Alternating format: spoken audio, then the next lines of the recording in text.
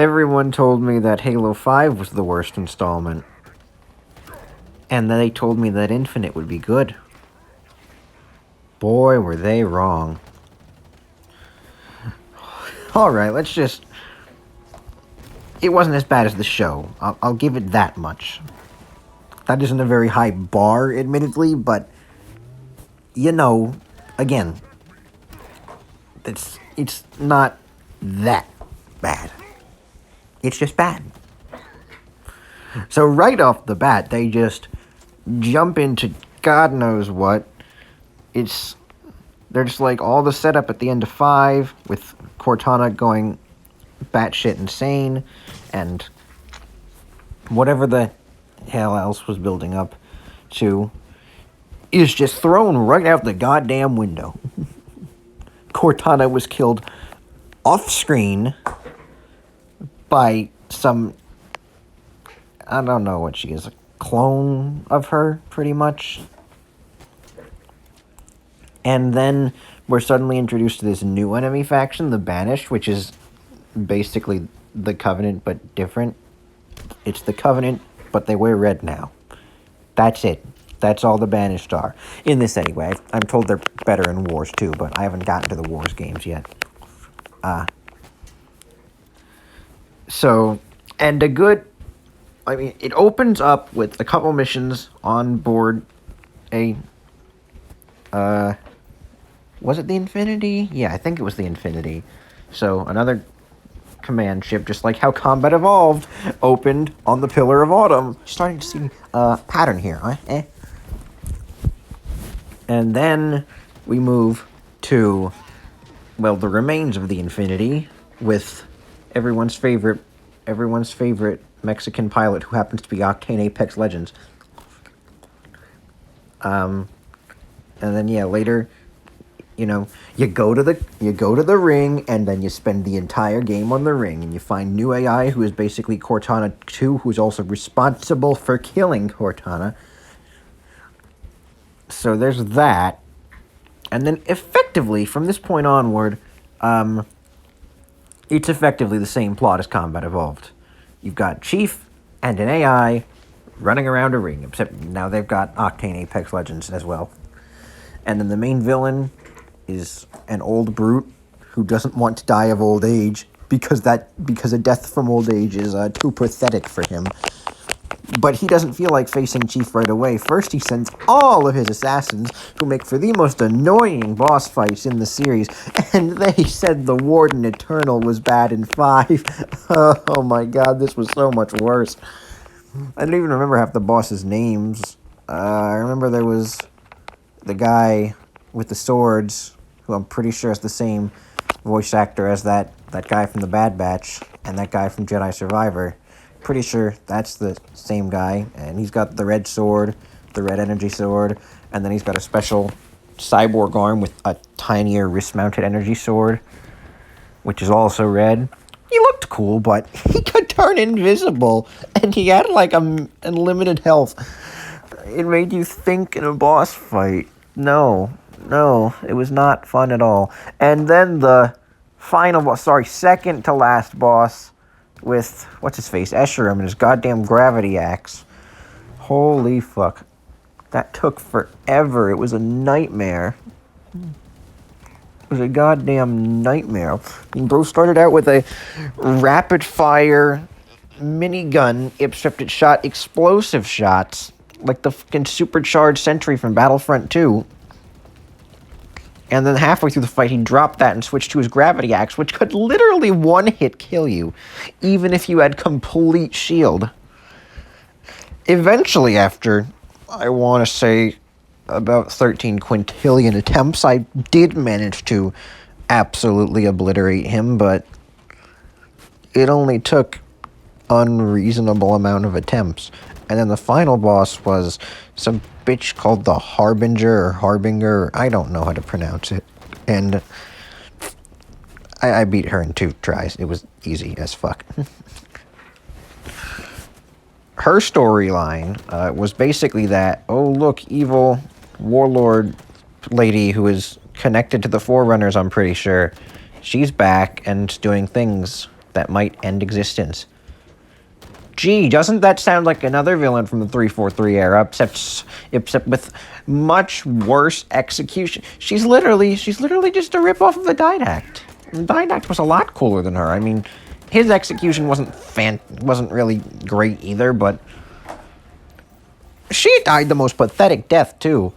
She just lost a fight with Chief and was like, "Oh, my masters, I failed," as she then promptly ceased to exist. Like, at least the Didact was a competent threat, because Chief literally had to strap a fucking nuke to the Didact to kill him, but this bitch was pathetic. Everything was pathetic. Oh, and Locke, from 5, he's just nowhere to be seen, nor is the rest of Osiris, or Blue Team, for that matter, or Halsey, or the Arbiter, or just about any character from 5. No, we've instead got Chief, Cortana from Wish.com, and Octane Apex Legends fighting Atriox's second in command, because Atriox from Wars 2 fucking died in the opening cutscene. Actually, no, he didn't die in the opening cutscene. He was in the opening cutscene and then died off-screen. But wait, there was a post-credit scene, too, where it was revealed that, no, he didn't actually die, and now he's found, I don't know, something. I've been waiting for a campaign expansion in 343. Where is it? You promised me campaign expansions. You left us on a cliffhanger. I need answers, 343. And the mobility in this game was atrocious. The vehicles could barely move on the terrain, and the grappler's range was nothing, and yet you had to traverse so much in this big-ass open-world ring. This made Combat Evolved look like a goddamn masterpiece. And yeah, Combat Evolved was a goddamn masterpiece in 2001. It's 2023. Sorry for the awkward cut. My stupid fucking phone turned off on me in the middle of recording. Back to the point is, what was I saying? Yeah, so, how in the goddamn hell does a company created specifically to continue making this game after Bungie left manage to fail spectacularly in creating a sequel to a sequel to a sequel to a sequel to a sequel to a sequel of a 2001 game? How does it somehow manage to make a game worse than that 2001 game 20 years later? Oh, and the weapons are not great either. I mean, the commando rifle's kind of cool, but everything else is eh. The newest, there's the assault rifle, the battle rifle, some new pistol that is not the combat pistol, and something else entirely, apparently.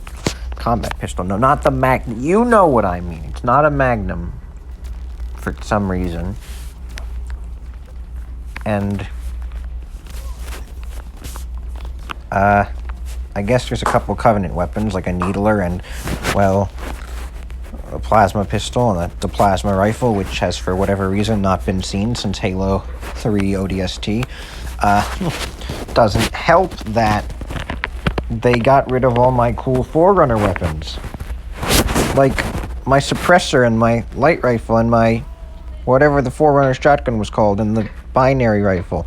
Where are my Forerunner weapons? 343, you just got rid of them. You just and replaced them with this goofy odd lightning pistol and a wacky energy shotgun thing and the sentinel beam from the original games. Oh my god. Nothing makes sense in this day and age, apparently. Nothing. It makes no sense. This game makes no sense. This game is bad. The one saving grace is that the three main characters at least had a pretty solid dynamic: Chief, Weapon, and Octane Apex Legends.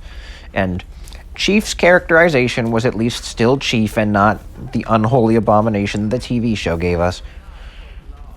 But that's really all the game had going for it. Its multiplayer is pretty cool, but we're not here to talk about that. We're here to talk about its atrocious campaign. Oh my god. Definitely the worst Halo game. Undoubtedly. It was bad. bad. It was very bad. And everyone's just like, it's one of the greatest game campaigns of the decade. Well, by that logic, that means Avengers is the best game of the decade so far. Totally. If we're going by that logic. If it's opposite day, maybe. But yeah, this is undoubtedly Halo's weakest installment. And with that, we reach the end of our mind-cleansing journey that I've been doing for many, many months now. We finally saved ourselves from the TV show, which still has a second season in the works that I will be watching, unfortunately, and putting under review for my 3 viewers, if I'm even that lucky. Oh my god. I will do the Wars games. I'm working on Wars 1 right now. Although I have not made too much progress on it, but that's not the point. I also have a shit ton of other reviews that I need to get out sometime in the near future. Especially with all the new shit coming out. I've got a month to catch up, because that's when everything goes into high gear. Until then,